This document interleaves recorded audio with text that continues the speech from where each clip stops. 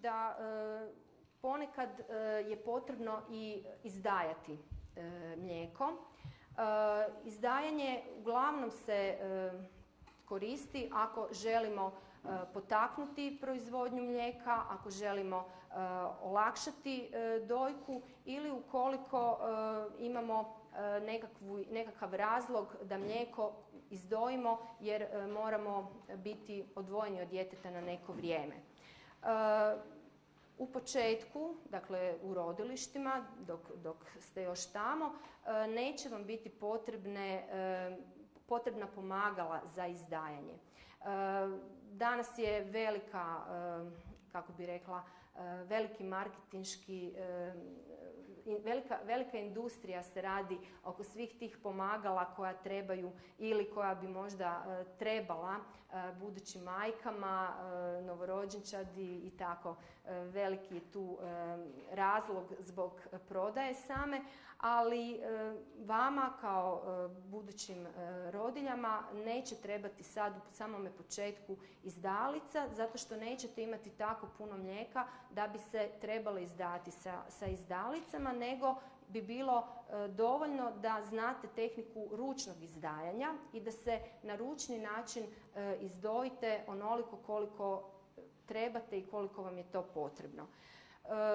Ručno izdanje je puno bolje, ono je jeftinije, ekološki je i na neki način bolja je mogućnost otpusta samoga mlijeka zato što je fiziološki kontakt kože na kožu više prisutan.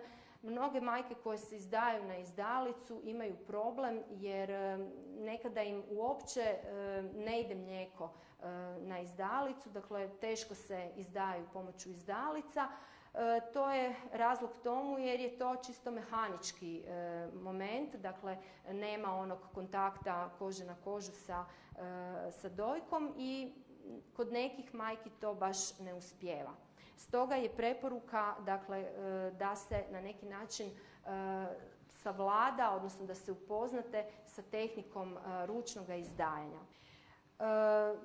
Svakako je alternativa izdojenog mlijeka, dakle davanje izdojenog mlijeka bolja nego davanje zamjenskih mlijeka, dakle adaptirane prehrane.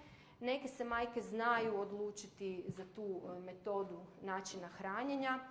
Znam neke majke koje su dojele i koje doje još uvijek svoju djecu, dakle i do godinu dana na taj način. U principu lakše je i jednostavnije dijete stavljati na prsa, nema tog opterećenja, duplog posla. Izdajanje u principu može oduzimati i vrijeme, naročito ženama koje nemaju, odnosno kojima to nije prvo dijete, nego imaju još stariju djecu, tako da vremenom ne izdaju se dovoljno ritmično, nema dovoljni broj tih izdajanja i nekako mlijeko može samo po sebi se smanjivati, dakle njegova količina može padati. Inače, kada se ide na tu metodu izdajanja, onda svakako izdajati se treba svaka 2 do 3 sata i barem jednom tijekom noći. To je nekakav ritam potreban za izdajanje.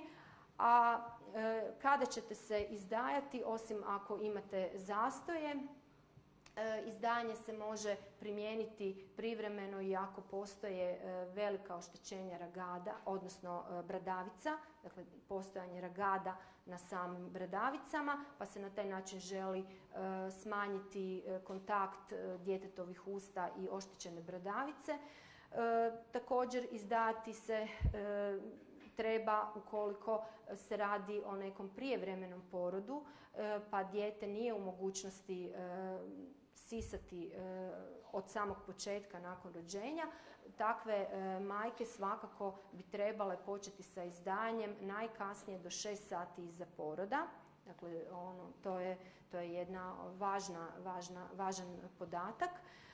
Također, ukoliko postoji neki razlog da dijete i majka su odvojeni, bilo da je dijete u bolnici, bilo da je majka u bolnici, želi se održati laktacija, važno je provoditi izdajanje, ili ukoliko se radi o čisto jednoj situaciji da majka odlazi na posao i dijete ostaje kod kuće, odnosno na čuvanju, a želi se održati dojenje maksimalno koliko se može, u nekim periodima je također potrebno provoditi izdajanje.